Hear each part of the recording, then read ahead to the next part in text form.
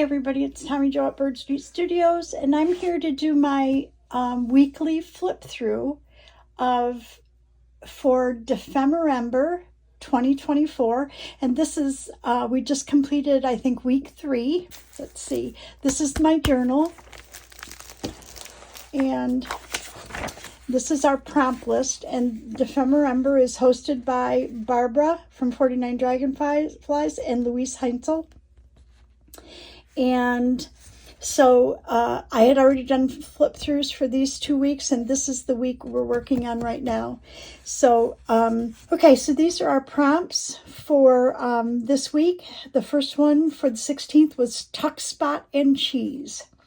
Now, I have put them all over the place, so I have to kind of flip through to see where it's at. So, let's see, tuck spot and cheese, and it would be the one that has an invitation.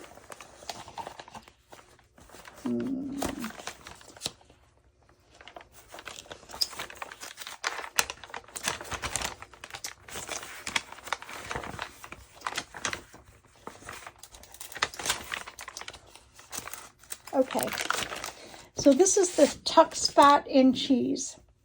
So, because this is my first year, I watch after the fact people's videos. I don't watch them until I've completed mine, just to see where their head is and where their creativity is coming from.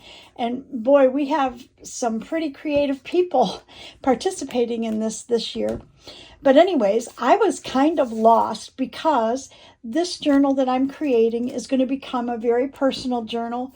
If you've watched the first 2 flip throughs, I have referenced my family, my pets, whatever, and I'll eventually fill this up with very personal pages. So when I'm thinking of the prompts, I'm trying to think of what I'm going to put in this journal, excuse me, that's going to become and easily assimilate into a personal journal. So tuck is just a place where you tuck something.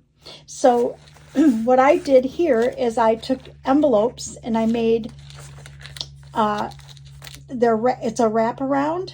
This is for day 16. This is one of Louisa's moths, and actually this is one of her digitals that I got years ago. But anyways, you can see this is a security envelope. And so that's my tuck spot. And I needed 2 things to tuck in there. So I have a tag. And then this was invitation to my sister's 50th surprise birthday party that I put together. And look, it has a wedge of cheese. So that's my tuck spot and cheese. So I thought that was kind of cool.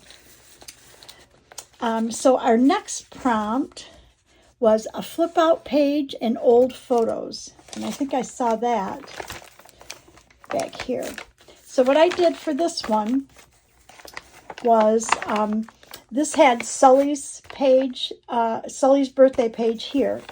This one is a flip out. So a flip out is something that either, opens in or opens out of a page. So I took some craft packaging and I made a little pocket, and I have it as a flip out here. Let me move this over so you can see. And I stenciled it. This is for day 17. And it says old photos. And I've got just a little masking tape here because it'll peel off, because these are the original photos. And I am working on a family project where I'm scanning photos for everybody, and everybody will get a flash drive with all the photos on it. So I didn't want to make this permanent. So until I scan it, then I can make it more permanent.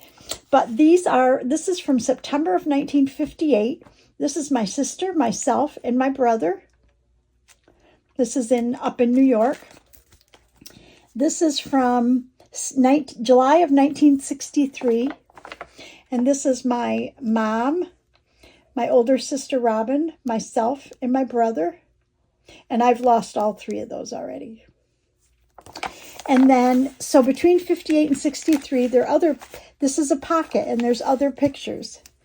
So I just put those in here. This was when we were going to Philadelphia and we went to the Philadelphia Zoo. My uncle lived, oh, there we go. My uncle lived in Philadelphia. And then this is my whole family. This is July of 1964. My dad, my mom, myself, my sister Robin, Michael, and my sister Tracy. And Tracy and I are the only two left right now. So that's kind of a neat family picture. Old, 1964. So in 1964, I was, July of 64, I had just turned 9. Okay, so let's see what else we have here. So that was flip out page and old photos. And then and that was the 17th. And then the 18th, we did mini pocket letter and specimen. And I wasn't really sure what a mini pocket letter was, so I looked it up on Google. And it seems as though it's like a page protector, photo page protector with different slots. Most of them were 9 slots, and you tucked little personal things in there because you would fold it in thirds, put it in a number 10 envelope, and mail it off to a friend. So that's called a pocket letter. But this says mini pocket letter. So for the mini, what I did was I took one row. Let's see. I took one row of these, okay? And so I only filled 3 of them. So in here, and these come out, these cards come out. I'm not sure I can get it back in, but anyways, I'll show you the other side in a second. But in the first one, I've got a little tag because this is for day 18. And this is an altered paper clip. So it comes off the page like that. So if somebody wants to use that as a paper clip in a journal, they can just take that right out of there. It's like a little gift. And then I tried to make something uniform all the way across, so that hence the gold and the backgrounds are the same. And this is just a little piece of ephemera with a paper clip. And then when you flip this over here, I've got it, this is binding tape. So I sewed that in, and then you flip it over, and then here, this is pretty cool. So here, if you take this out, I hope I didn't stick it to there. These are my initials, so it will remind them who it's from. And this is a little tag.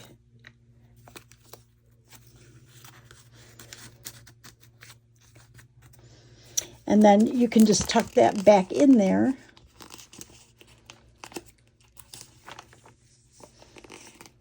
You do have to be a little careful if anything sticks out, though. And here there's a little, this is a pocket tuck with a little ticket. And then here is a piece of fabric that I, let's see, it's a piece of muslin that I stamped on. So I include those in my journals. And this is another one of Louisa's little moths. So that was our mini pocket letter. And then specimen, I made this little specimen card. And I actually made this. This is just like a manila folder type piece, okay? And it was long. It was double this length, okay? And so then I folded it in half. And then I just measured out an area right here, and I just used a ruler and an X-Acto knife, and I cut these out, okay? So now if you think about it, this piece, I can't see which side. Okay, so this side, okay, this is the folded side, so it actually opened like this. So I opened it up, laid it flat, and I stamped the same things on either side, okay? And then this piece of clear was actually one section of this pocket page. So when I cut it apart, then I had, 6 more pieces. So this is one piece of that. So I took a butterfly that I had printed twice and put them together in there. And then I just sewed around here and glued around there. So that's my specimen. I guess it's a specimen card. And then I'm always adding page edges, tucks, pockets, whatever. So here I put a pocket on this page as well. And what you'll notice is, well, first of all, this is another one of Louise Heinzel's digitals, one of my favorites actually. And so I had an extra pocket, so I put that in here. But this fabric is, you'll see it throughout this journal. I made a tab here with that same fabric. I made flowers with that same fabric. So that fabric's all the way through this journal. So that was my specimen card. And then and those were for December 18th. Oh yeah, and this one had, okay, and this one has the tag that when you pull it out, it says 18 on it. And then the last prompt this week was paper bag handle and slow stitching.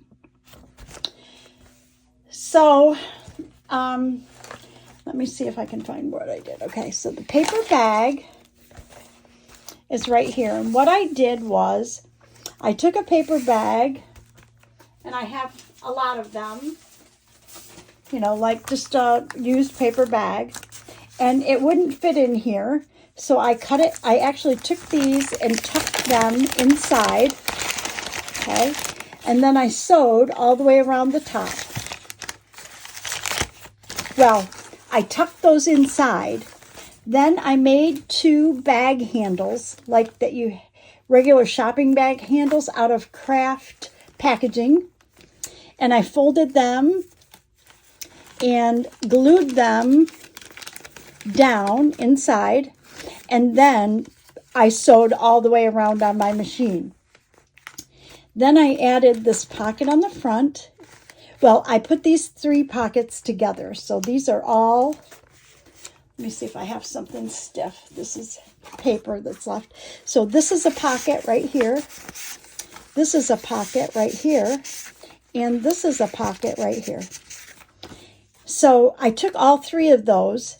I sewed them and then I glued them on because I couldn't glue all the way through, because this bag actually, I don't know if I can get it to show, but it opens. So it's connected. I glued the bottom of the bag down, but you can actually open it and put stuff in here, and then it'll fold right down. So that was my paper bag. What was the last one? Paper bag handle. Oh, and slow stitching. And so what I did for slow stitching, oh, there's that fabric on flowers. What I did for slow stitching was this belly band right here. So it's actually, if you take a baby wipe, I dry mine out. As long as they don't have glue on them or anything, any colors that are going to dye, then I dry it out, and I use that as kind of a stuffing. So this has this fabric piece. It has a piece of muslin with some dried baby wipes in there to give it a little bit of, it's not real thick, but it just gives it a little consistency. Then what I did was I slow stitched. I'm going to lift this up. By slow stitching is just hand stitching. Okay, it's another name for hand stitching. And I embroidered it around the flowers and did some French knots in the centers of the flowers. I slow stitched around the leaves that were just an outline there. And then I added these X's, the lines, the little French knots. Then I took a Copic marker and I really lightly colored these leaves green. And then I sewed double lace on there on either side. So it's a belly band. You can tuck whatever you want in there. So that is my recap for Dephemerember 2024 week 3. So we have the 20th, now we have the weekend off, and I'm working on a couple of projects. So I'm going to try to get them caught up. Then we have the 23rd, the 24th, the 25th, and the 26th. And I'll be able to do those because I'm going to be alone all of those days. I don't have to cook for anybody. Be considerate, just me and the puppies will be here during that time. So I should have time. And then the 26th, actually, my grandson is coming over. He just arrived last night. He's in Ocala with his wife, and then the day after Christmas, they're going to drive from Ocala over here to Melbourne, and they'll stay a week probably or more with me before he has to return to Japan. So that'll be exciting. But then after that, the 30th and the 31st, we have 2 more proms. And then, like I said, I've never participated in this before. This is my first year, so I don't know what all happens here. But anyways, it's been fun. It is kind of a little bit high pressure for me because, you have to be creative with these prompts.